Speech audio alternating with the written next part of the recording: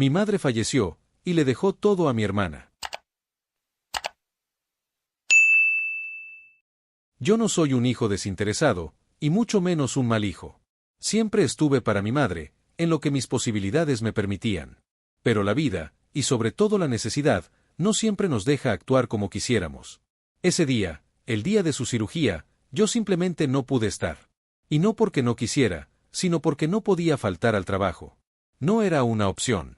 Yo trabajo en una empresa que, para decirlo claro, paga lo justo para sobrevivir. Un empleo de 8 horas, sueldo mínimo, prestaciones mínimas, y una política de ausencias tan estricta que faltar un solo día sin justificar es prácticamente un boleto directo al despido.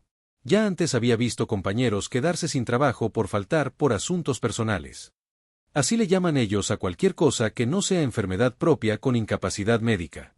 Y en ese momento, perder mi empleo era algo que simplemente no podía permitirme. La cirugía de mi mamá no era de alto riesgo. Los doctores le dijeron que necesitaba que le extrajeran la vesícula biliar porque tenía piedras y dolores recurrentes. Era algo que había que hacer, sí, pero no era urgente en el sentido de que su vida estuviera en peligro ese mismo día. Incluso el médico había comentado que era un procedimiento común, de pocas horas, y que con los cuidados adecuados en unos días estaría en casa. Recuerdo la conversación que tuvimos unas semanas antes. ¿Entonces no vas a venir? Me dijo con ese tono que, aunque intentaba sonar calmado, ya traía la carga del reclamo. Mamá, es que no puedo faltar al trabajo, de verdad. Si falto me despiden. Pues yo pensé que tu madre valía más que un empleo, me soltó, mirándome como si yo fuera la persona más egoísta del mundo. No es eso, sabes que si pudiera, estaría ahí. Pero tú misma sabes que tu cirugía no es de alto riesgo. Es algo rápido, y además mi hermana va a estar contigo. Sí, tu hermana, como siempre, respondió con sarcasmo.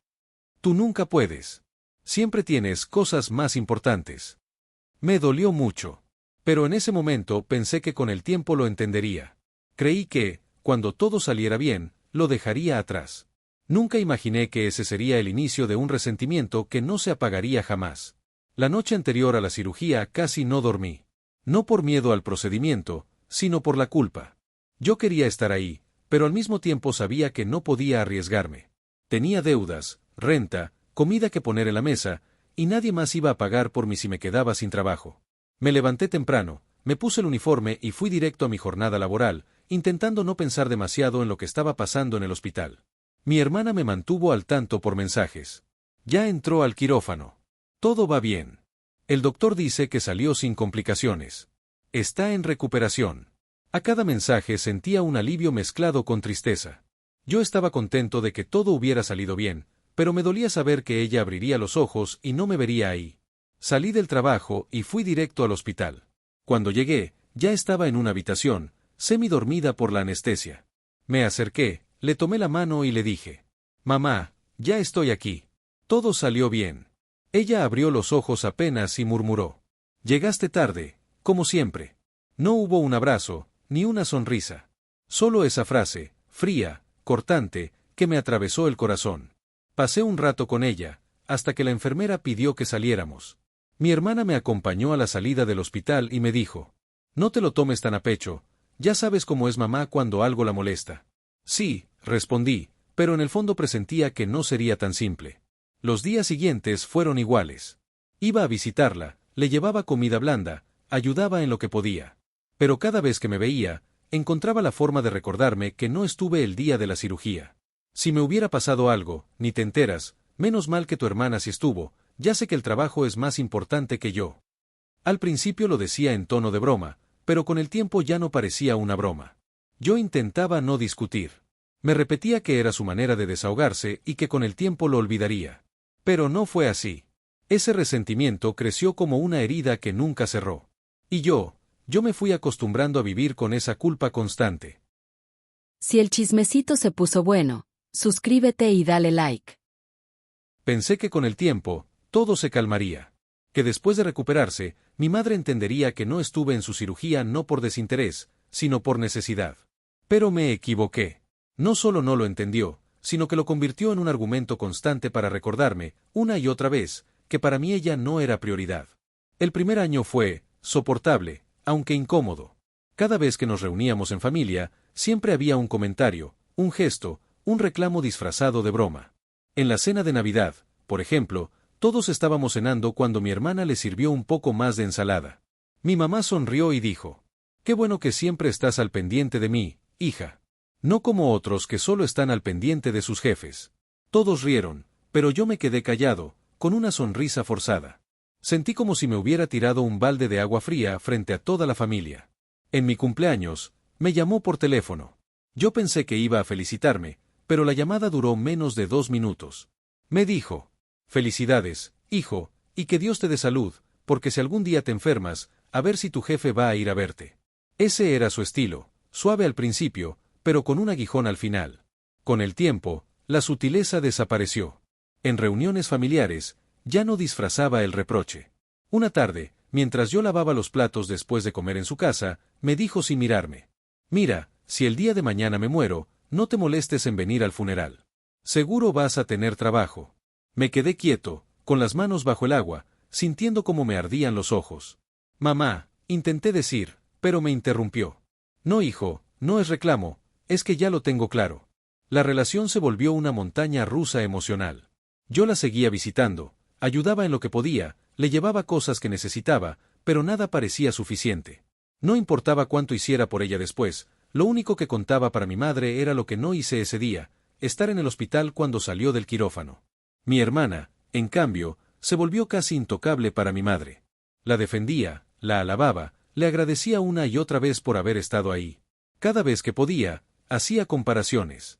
«Tu hermana sí me cuidó. Tu hermana siempre encuentra el tiempo. Tu hermana entiende lo que es la familia». Yo nunca le contesté. Nunca le grité, nunca discutí. Pero por dentro, cada palabra me iba rompiendo. No es fácil aceptar que tu propia madre cree que no te importa. No es fácil vivir con la sensación de que, pase lo que pase, siempre te va a juzgar por un solo momento. Hubo días en que pensé en dejar de verla. Alejarme. Pero algo dentro de mí me decía que, a pesar de todo, era mi madre. Y uno no deja de querer a su madre, por mucho que duela lo que diga. Así que me aguanté. Tragué saliva una y otra vez, hasta acostumbrarme a su tono, hasta aprender a sonreír como si nada. Pero con el paso del tiempo, su salud empezó a deteriorarse. Nada grave al principio: cansancio, dolores de espalda, un resfriado que duraba más de lo normal. Hasta que un día, mi hermana me llamó para decirme que mamá había estado en el hospital por baja presión. La revisaron y le dijeron que debía cuidarse más. Yo fui a visitarla y, apenas me vio, me soltó. «Menos mal que no me pasó nada, así no tuviste que pedir permiso en el trabajo». Me dolió tanto que sentí que no podía respirar. Me quedé sentado junto a su cama, mirándola, sin decir nada. Porque cualquier cosa que dijera solo iba a empeorar las cosas. Ese fue el segundo año, una sucesión de pequeñas heridas que nunca sanaron. Yo la veía menos, no por falta de interés, sino porque cada encuentro se convertía en un campo minado. Cualquier conversación podía terminar con un comentario que me dejara mal. Y entonces, hace apenas una semana, mi hermana me llamó de madrugada. Su voz temblaba. «Hermano, mamá falleció». Me quedé en silencio. Sabía que ese día llegaría, pero jamás estás listo para escucharlo. Sentí un nudo en la garganta. No lloré en ese momento. Me vestí, salí y fui directo a su casa. Allí estaba, cubierta con una sábana blanca, con el rostro tranquilo. La miré y lo único que pensé fue: ¿se habrá ido todavía enojada conmigo? No tuve tiempo de procesarlo. Entre los preparativos del funeral, los familiares que iban y venían, y mi hermana organizándolo todo, yo solo estaba ahí, en automático. Me sentía como un invitado más, como si no fuera su hijo. Nadie me preguntó nada, nadie me pidió opinión. Yo solo existía en medio de todo. En el velorio, escuché a varias personas decir lo buena madre que había sido, lo mucho que quería a sus hijos. Yo asentía, sonreía, pero por dentro me preguntaba si realmente me había querido los últimos años, o si ese enojo había sido más fuerte que todo lo demás. El día que la enterramos, sentí un vacío tan grande que no puedo describirlo. Pensé que ahí terminaba todo. Que con su partida, al menos, quedaría la posibilidad de recordarla sin resentimientos. Pero estaba equivocado. Lo peor estaba por venir. Si el chismecito se puso bueno, suscríbete y dale like. El funeral había sido apenas 2 días antes cuando recibí la llamada. Era un número desconocido. Contesté. ¿Hablo con el señor Chávez?, dijo una voz formal, de esas que no dejan espacio para bromas. Sí, él habla. Le hablo de la notaría número 14. Necesitamos que se presente mañana a las 10 de la mañana para la lectura del testamento de la señora, su madre. Sentí un escalofrío. No porque esperara algo en particular, sino porque jamás me imaginé escuchando esas palabras tan pronto. Colgué y marqué a mi hermana. Ella ya lo sabía. Sí, yo voy a ir también, me dijo, con una voz que sonaba casi aliviada. Esa noche casi no dormí. No porque esperara herencias o riquezas, sino porque algo en mi estómago me decía que no sería una reunión agradable. Conocía demasiado bien a mi madre, y si había sido capaz de guardarme resentimiento 2 años enteros, no veía por qué no pudiera arrastrarlo hasta después de su muerte. A las 9:50 estaba afuera de la notaría. El edificio era frío, de paredes blancas, con ese olor a papeles viejos y madera encerada. Mi hermana ya estaba ahí, perfectamente arreglada, con un vestido caro y un perfume que me hizo pensar que tal vez había venido preparada para algo más que una simple lectura. Me saludó con un beso rápido, sin mirarme mucho a los ojos. Nos hicieron pasar a una sala amplia, con una mesa larga. Había un hombre mayor, trajeado, con gafas finas y una carpeta gruesa frente a él. A su lado, una secretaria con una grabadora. Me senté frente a mi hermana. El hombre nos miró y habló con voz grave. Lamento mucho su pérdida. Estoy aquí para dar lectura al testamento de la señora. Su madre fue muy específica en sus deseos. Les pido que me permitan leerlo completo, sin interrupciones. Asentimos. Yo crucé las manos sobre la mesa. El hombre abrió la carpeta, pasó unas páginas y comenzó. Yo, María Isabel, en pleno uso de mis facultades mentales, declaro este documento como mi última voluntad. La escuchaba como si fueran palabras lejanas.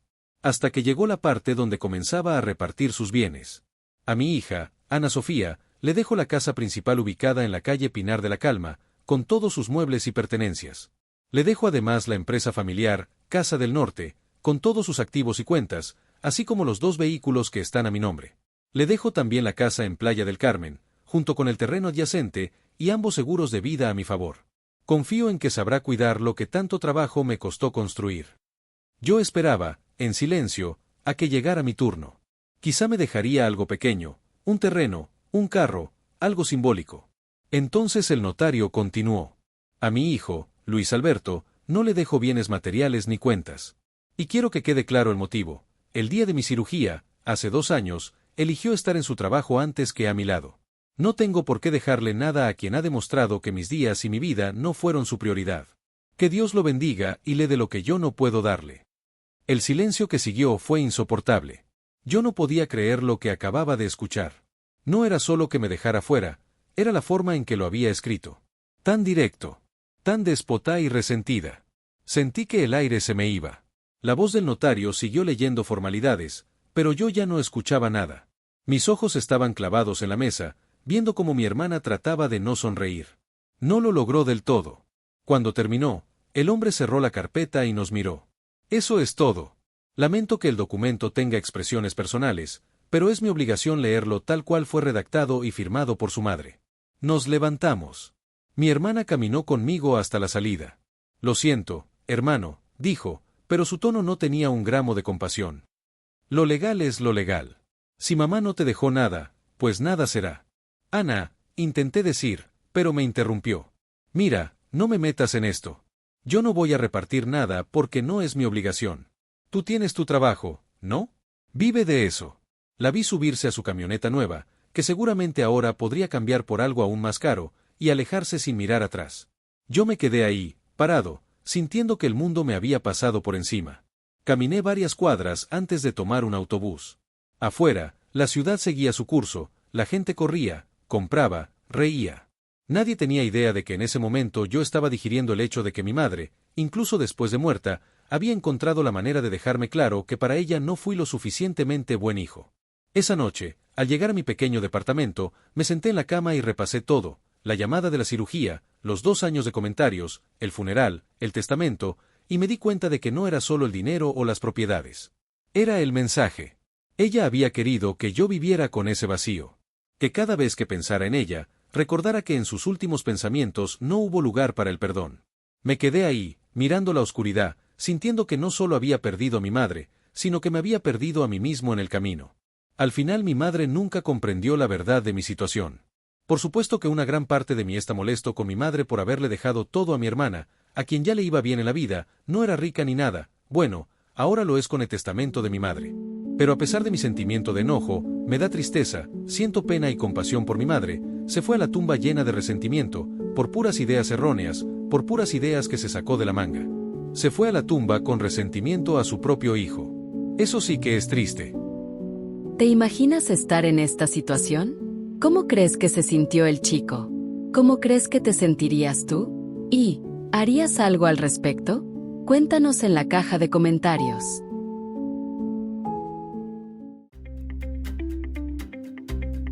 Si el video te ha gustado, suscríbete, dale like y comparte. Gracias por el apoyo.